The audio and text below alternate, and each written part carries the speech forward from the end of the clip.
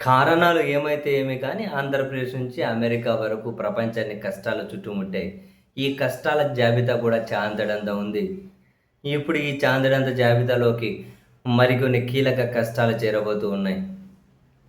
అది ఒక పక్క వర్షాభావ పరిస్థితులు, వ్యవసాయానికి కష్టాలు, కరెంటు కష్టాలు, మరీ ముఖ్యంగా రాబోయే 3 నెలలు జూలై, ఆగస్టు, సెప్టెంబర్ ఏం జరగబోతుంది అనే ప్రశ్న దేశవ్యాప్తంగా వెలువడుతున్న కొన్ని నివేదికలు నిజంగానే ఉలికిపాటుకు గురి చేస్తూ ఉన్నాయి. ఒక గడిచిన జూన్ నెలను చూసుకుంటే దేశవ్యాప్తంగా కురవాల్సిన వర్షాల్లో 40% తక్కువ కురిసింది అన్న నివేదికలు, అండ్ జూలై, ఆగస్టు, సెప్టెంబర్లో కొన్ని ప్రాంతాల్లో మరీ ముఖ్యంగా తీవ్రమైన కరువు పరిస్థితులు ఉండబోతున్నాయి అన్న హెచ్చరికలు,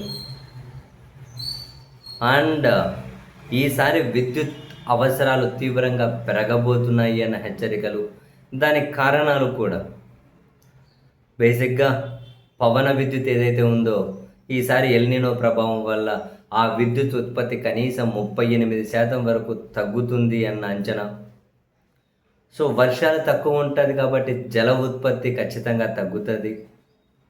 పవన విద్యుత్తు తగ్గి జల విద్యుత్తు తగ్గి బొగ్గు ఆధారిత ఉత్పత్తి మీద కనుక ఆధారపడితే సో దట్ బై డిఫాల్ట్గా డిస్కమ్లకే ఆర్థిక కష్టాలు పెరుగుతాయి. విద్యుత్ ఉత్పత్తి తగ్గి విద్యుత్ వినియోగం పెరిగి ఇవన్నీ కూడా తీవ్రమైన కరెంటు కష్టాలకు అండ్ కరెంటు మీద ఆర్థిక కష్టాలకు, ఆర్థిక భారం పెరగడానికి ఒకదాంతో మరొకటి లింక్ అయి ఉంది కాబట్టి మొత్తం మీద ఫైనల్గా కరెంటు కష్టాలు అయితే తప్పవు. అండ్ ఇప్పుడు వర్షాభావ పరిస్థితులు నెలకొంటే రాబోయే రోజుల్లో మరీ ముఖ్యంగా ఈ రాబోయే సమ్మర్లో మరింత తీవ్రమైనటువంటి వడగాల్పులు, ఉక్కపోత మనల్ని చుట్టుముట్టబోతున్నాయి అని.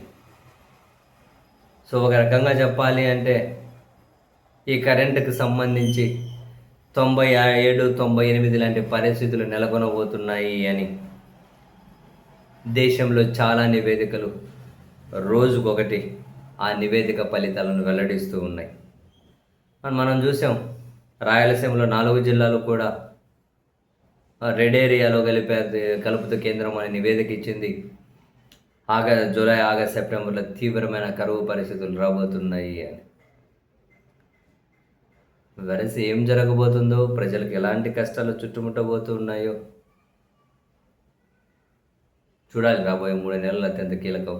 ఎందుకంటే వ్యవసాయానికైనా ఇప్పుడు ఇబ్బందులే ఉన్నాయి కదా. ఎనక 6 నెలలే కురుస్తుంది, ఇంక పంటలు ఏడ పెడతారు? పెట్టకపోతే రైతులు ఏం చేయాలి? గ్రామీణ ప్రాంతాల్లో ఏం చేయాలి? వలస వెళ్తారా? ఎక్కడికైనా వెళ్తారు ఏంటో.